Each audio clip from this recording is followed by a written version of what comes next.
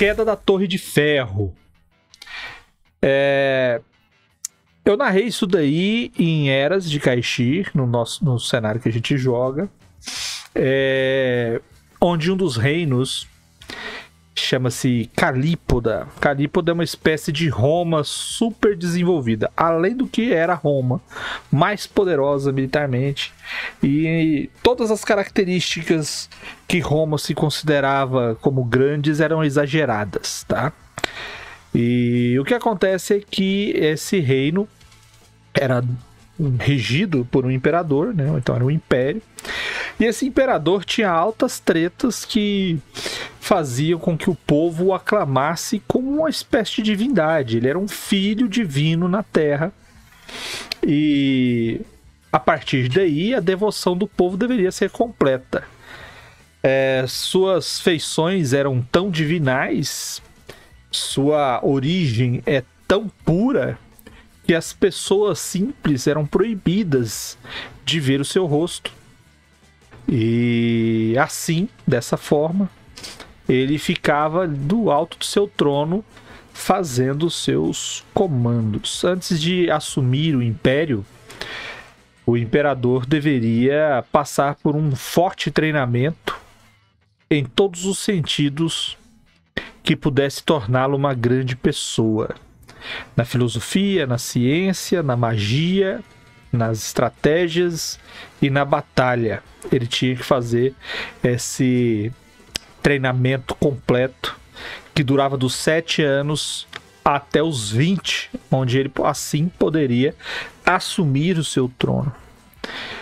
E entrar em guerra ou não é uma condição muito simples de se reverter neste reino, porque é um povo extremamente militarizado e que vive e sobrevive na base da expansão, a ponto deles expandirem, conquistarem terras, explorarem e viverem com elas algumas décadas e recuarem, devolvendo essas terras aos antigos donos, para que futuramente eles pudessem tomar de novo. Porque o grande lance é treinar, conquistar e enriquecer. Acontece que no período considerado de paz, que deveria ser um desses intervalos entre grandes guerras, porque as pequenas guerras sempre ocorrem, o imperador estava com fogo nas calças e começou a comprar briga com os grandes reinos que rivalizam com ele em poder.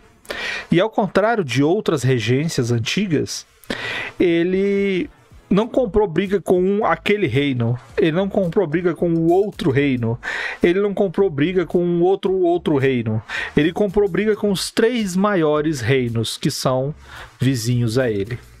E a guerra foi generalizada, muitas perdas, poucos ganhos, muitos gastos, uma carnificina louca. Os jogadores que estavam jogando, e é nesse ponto que eu aconselho você a utilizar a partir daqui, eles começam a entrar na guerra com o objetivo de acabar com isso. Eles querem arrumar um jeito de fazer com que os próprios líderes militares consigam informações para fazer com que os líderes enxerguem que essa guerra está penosa para todo mundo. Não tem ninguém ganhando guerra, tá todo mundo só perdendo. E aí eles vão saber de um espião do reino que eles estão, que na Torre de Ferro existe um prisioneiro, e esse prisioneiro tem a chave necessária para entrar em contato direto com o imperador. Se o imperador não for convencido a terminar com a guerra, o imperador pode simplesmente ser parado através desse prisioneiro. E ele está lá a mando do próprio imperador, porque ele é a única pessoa que consegue ter esse acesso ao imperador. Que acesso é esse? Não se sabe. De onde veio essa informação? Não se sabe. Que ela é fidedigna, o espião falou? Não se sabe. Mas é um tiro no escuro, que é uma das poucas possibilidades de cavar pelo menos uma trégua, porque as populações de fronteira estão se acabando. Neste ponto, você vai montar uma aventura onde eles vão ter que entrar, entre aspas, numa fortaleza impenetrável. Se seu grupo não tiver nível para isso, arruma alguém que tenha, que é para pelo menos deixá-los entrar. E aí, tirá-los de lá. E lá dentro, Bassin C, ou MHG, Bassin C, quem sabe, sabe. E lá dentro eles vão percorrer corredores, encontrar esse prisioneiro, enfrentar a galera que tá lá, soldados e tudo mais, até achar este prisioneiro. Este prisioneiro, ele vai estar com o rosto todo enfaixado e ele é o cerne da missão. A partir do momento em que eles pegam esse cara e começam a movê-lo, o grupo vai perceber que diversas outras celas que estão ali do lado, que vão perceber essa movimentação, são de soldados do próprio Império. E que esses soldados parecem ser fiéis a essa pessoa. E eles estão ali em condição deplorável, cara. Passaram por tortura, passaram por privação de sono, privação de comida e de água. E eles vão, logicamente, soltar a galera, porque assim você tem uma chance de escapar. E toda essa aventura vai ser os presos tentando sair, enfrentando os guardas e tentando escapar. E nessa daí, logicamente, as armas e os recursos são da própria fortaleza. Vocês vão fazer com que as pessoas lá de dentro, através do grupo, vão enfrentando cada vez mais e poderosos inimigos até sair de lá e fugir com o prisioneiro ou tomar a Torre de Ferro, que é o nome dessa prisão, que é muito grande, tá? Tem gente de todos os reinos inimigos, gente presa por todo jeito. Todo mundo que é importante por algum motivo ou que não pode ser solto está lá. Também tem criaturas, etc, etc, etc.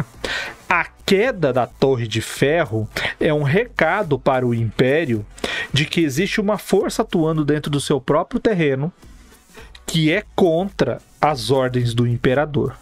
E através da queda da Torre de Ferro vai ser gerada uma revolta popular, uma revolta militar. Parte da população e parte dos exércitos vão começar a se colocar contra o Imperador. E isso vai abrir uma nova gama de possibilidades para a sua aventura. Primeiro, a Torre de Ferro é um forte extremamente poderoso. Segundo, ele era um símbolo de poder. E terceiro, o prisioneiro realmente tem a influência necessária para fazer com que os jogadores ou alguns outros personagens cheguem até o Imperador. Eu quero saber quem ele é. Eu quero saber quem que esse cara pode, o que esse cara pode fazer. Então você vai ter que esperar, porque eu vou falar dele depois, na próxima sessão de assuntos aqui. Por enquanto, a queda da Torre de Ferro é a quebra da regência, a quebra do poder dos nobres, a quebra do poder do imperador. Agora você que está assistindo, é baseado em que elemento, baseado em que história, em que acontecimento?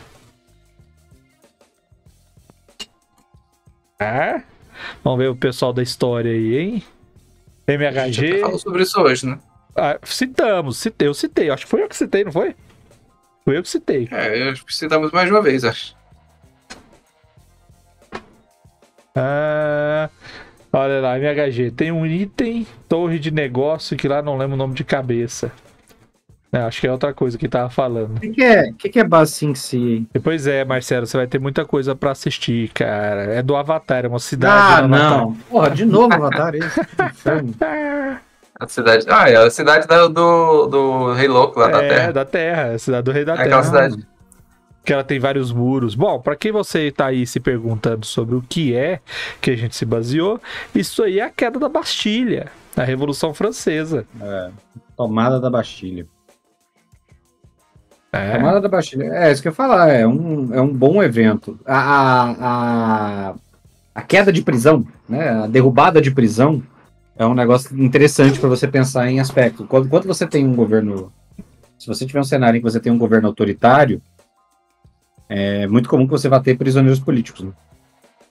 Então, você tem todos os motivos para ter mais do que simplesmente soltar um monte de criminoso marginal de qualquer natureza, os caras que talvez até devessem estar presos mesmo porque cometeram crimes graves contra a vida, sei lá, se mataram e tal, é muito comum que você tenha prisões que estão ocupadas por prisioneiros políticos, ou seja, são pessoas que, na verdade, não cometeram crimes reais, cometeram crimes apenas pelo conceito do governo que você está tentando derrubar. Então, faz todo sentido que você, em algum momento, se preocupe em libertá-los. Tanto é que, mesmo quando você não tem revoltas focadas, ou que tenha uma etapa de libertar das prisões, é muito comum que você tenha negociações assimétricas, por exemplo, de grupos com governos, uma preocupação com libertação de líderes políticos, libertações de presos políticos são sempre um aspecto relevante dessa diplomacia que se estabelece muitas vezes entre grupos ou terroristas ou ditos terroristas e governos estabelecidos. Né?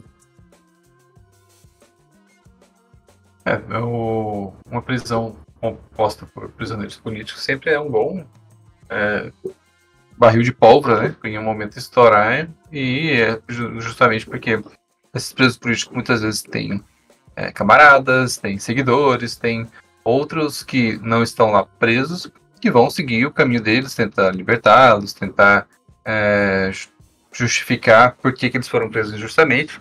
E isso é um prato cheio para revoltas da população.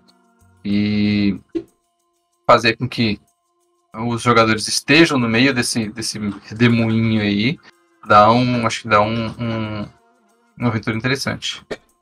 Fora, assim, eu vou só reforçar o que eu considero mais importante nessa situação, para impacto, tá, moral, é o enfrentamento direto ao poderio. Então ele é uma espécie de início de revolução, porque você está pegando algo que é muito prezado pelo que você quer enfrentar e você derruba. É mais ou menos você imaginar o seguinte: os Estados Unidos vivem encrencando com a galera do Oriente Médio e com vários grupos terroristas que tem lá. E imagina um desses grupos tomando Guantánamo, que é aquela prisão que eles têm. Imagina qual que é o peso moral dessa derrota.